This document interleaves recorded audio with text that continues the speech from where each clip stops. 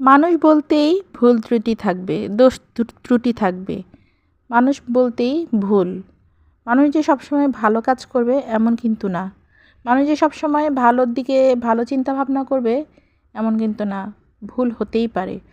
কারণ সবাই যদি ভালো কাজ করতো তাহলে ভুল করার জন্য আর কেউই থাকতো না। তো যাই হোক, আমরা অন্যের যখন দোষ ধরি বা অন্যের ভুল ধরি তার আগে অন্তত একটা বার চিন্তা করতে হবে নিজের যে দোষ বা নিজের যে গুণগুলো সেগুলো নিয়ে একবার চিন্তা করা। তো যাই হোক, হ্যালো এভরিওয়ান, আসসালামু আলাইকুম। কেমন আছেন সবাই? আশা করি সবাই ভালো আছেন। আলহামদুলিল্লাহ, আমিও ভালো আছি। প্রতিদিনকার মতো আজও আমি ইফতার বানাতে চলে এসেছি। কারণ প্রতিদিন রোজা যে কদিন আছে ইফতার বাসায় বানাতেই হবে, এটার কোনো বিকল্প নেই। আর বাহিরের ইফতার আমাদের বাসায় কারোই খেতে ইচ্ছে করে না। বাহিরের ইফতারটা তেমন স্বাস্থ্যসম্মতও না। তাই বাসায় যতটুকু পারি চেষ্টা করি বাসায় ইফতার বানানোর জন্য। ছোটোবেলা থেকেই জানতাম রমজান মাস আসলেই ইফতার করতে হবে একটা জিনিস দিয়ে, সেটা হচ্ছে বুট মুড়ি, ছোলা বুট মুড়ি, পেঁয়াজু বেগুনি আলুর চপ এগুলো দিয়ে। তো এগুলো তো থাকতেই হবে, যেহেতু এগুলো ট্র্যাডিশন, এগুলো ছাড়া হবেই না। তা আমি এগুলো পাশাপাশি এখন বর্তমানে অনেক কিছু চেঞ্জ হয়ে গেছে। এখন অনেকেই বুট মুড়ি পছন্দ করে না, বিশেষ করে আমার ভালো লাগে না। তাই আজকে একটু ডিফারেন্ট কিছু চেষ্টা করছিলাম যে বানানোর জন্য।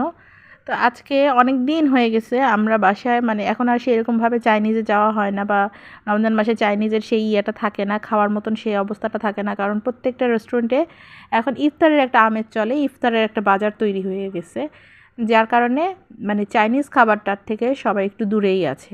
তো চিন্তা করলাম আজকে আমি বাসায় এই আইটেমটা তৈরি করি, যেটা আমাদের ইফতারে চলবে, খারাপ হবে না।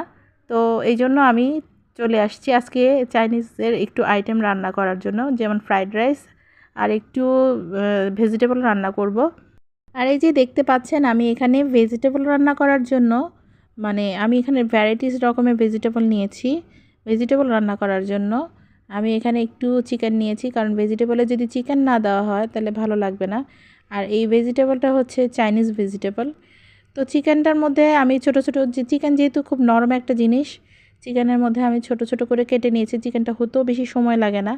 তাই এখানে এক এক করে একটু আদা রসুনের পেস্ট দিয়ে দিয়েছি, আর একটু সয়া সস, একটু ভিনেগার, সব কিছু দিয়েই আমি চিকেনটাকে রান্না করছিলাম।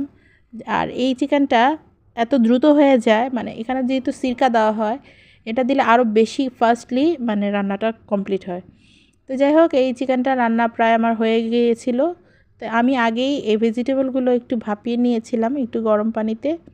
কারণ আগে থেকে যদি একটু ভাপিয়ে নেওয়া হয়, আমি যখন এটা ভাপিয়ে নিয়েছি এটার মধ্যে সামান্য একটু চিনি আর সামান্য একটু অয়েল দিয়েছিলাম, যাতে মানে ভেজিটেবলের কালারটা খুব সুন্দর থাকে। কারণ ভেজিটেবলের কালারটা যদি সুন্দর না থাকে তাহলে কিন্তু দেখতে মোটেও ভালো লাগবে না। ওই যে কথায় আছে না, প্রথমে দর্শনধারী পরে গুণবিচারী, তো ওই আর কি অবস্থা। তো এই তো দেখতে পাচ্ছেন আমি পরে একটু কর্নফ্লাওয়ার অ্যাড করলাম। ও হ্যাঁ, আমি আরেকটু স্কিপ করে গিয়েছি, আমি একটু পেঁয়াজও দিয়েছিলাম, আর পেঁয়াজগুলো আমি একটু গ্রেট করে দিয়েছিলাম, যেহেতু আমি কুচিয়ে দেইনি, একটু গ্রেট করে দিয়েছি। আর এই যে লাস্টে একটুখানি চিনি, টেস্টের জন্য একটুখানি চিনি অ্যাড করেছি। এইদিকে আমি আরেকটা প্যানের মধ্যে একটু অয়েল দিয়ে দিয়েছি, তার মধ্যে একটু পেঁয়াজ কুচি দিয়েছি, যেহেতু ফ্রাইড রাইসটা করব। তো আমি পেঁয়াজটা ভেজে নিচ্ছিলাম। আর আমি আগে থেকেই কেটে রাখা এক এক করে একটু গাজর কুচি কেটে রেখেছিলাম, ওই গাজর কুচিটা দিয়ে দিয়েছি। তো দেওয়ার পর ওটা ভাজছিলাম ভালো করে, যাতে আপনার গাজরটা যেহেতু একটু শক্ত থাকে, একটু আগে থেকে একটু ভেজে নিলে জিনিসটা ভালো হয়। তারপর দিয়ে দিলাম একটু আদা রসুনের পেস্ট, দিয়ে একটু ভালো করে ভেজে একটু নেড়ে তারপরে এক এক করে দিচ্ছিলাম ক্যাপসিকামের পরে দিলাম একটুখানি মটরশুঁটি। আর এই মটরশুঁটিগুলো এই তো মানে আমার ফ্রোজেন করা ছিল। তারপর একটু দিয়ে দিলাম সামান্য একটু soya sauce, light soya sauce, কারণ সয়া সসটাই হচ্ছে ফ্রাইড রাইসের মেইন উপকরণ।